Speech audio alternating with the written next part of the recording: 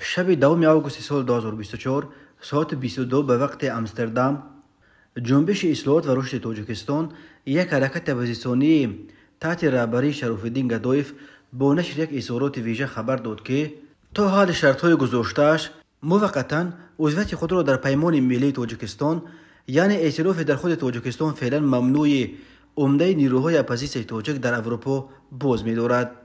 جنبش گدایف به پیمان ملی و رهبرش محیدین کبیری برای اجرای شرط‌هایش از جمله تامین نمایندگی برابر همه سازمان‌های عضو ائتلاف 72 ساعت فرصت داده است.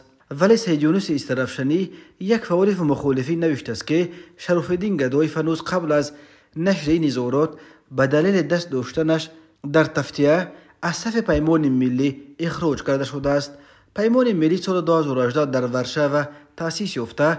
حزب نیز در تاجیکستان فعلا ممنوع نهضت اسلامی، انجمن آزاداندیشان تاجیک، جنبش اصلاحات و رشد و انجمن مهاجران آسیای مرکزی را در بر میگیرد.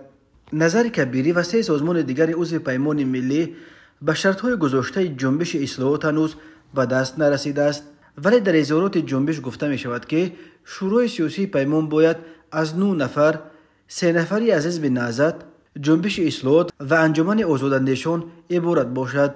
ولی به خاطر تامین برابری، انجمن مهاجران که از جانب عضو ریاست حزب نهضت الهام جان یعقوبوف تأسیس داده شده است، نباید در شورای سیاسی پیمان ملی نماینده های علاحده داشته باشند. اما امروز از 19 عضو شورای سیاسی پیمان ملی 13 نفرش اعضای حزب نهضتند که این سوء توازن را به وجود آورده باعث نفع این حزب حل شدن قرارها می‌گردد. این نسل دموکرات را پایمال کرده به تشکل دیکتاتور و شخص پرستی در داخل پیمان مساعدت می‌کند.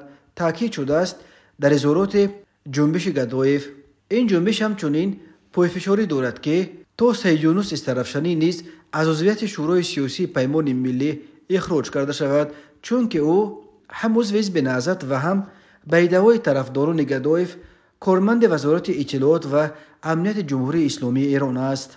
و اما جنبش گدایف بر این است که رهبر پیمان ملی محیدین کبیری پرستش شخصی خود را بر او انداخته است و 75% اعضای شورای سیاسی پیمان را اعضای حزب نهضت تشکیل می‌دهند.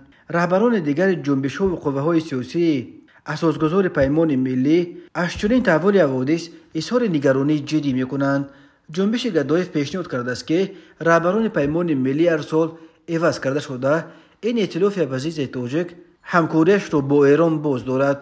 آنها به پیمان ملی برای اجرای طلب‌های خود 72 ساعت فرصت داده. نوشتند که در غیر صورت این ما در مورد اخراج شدن از صف پیمان ملی در حال حاضر پرره و از سوی حزب نهضت اسلامی تاجیکستان نظارت کرده می شود قرار قبول می کنیم. فعالیت پیمان ملی تاجیکستان علاقه سال 2019 از جانب دادگاه ملی تاجیکستان در این جمهوری منع گردیده پیمان بر روی خط سازمان‌های افراطی شامل کرده شد.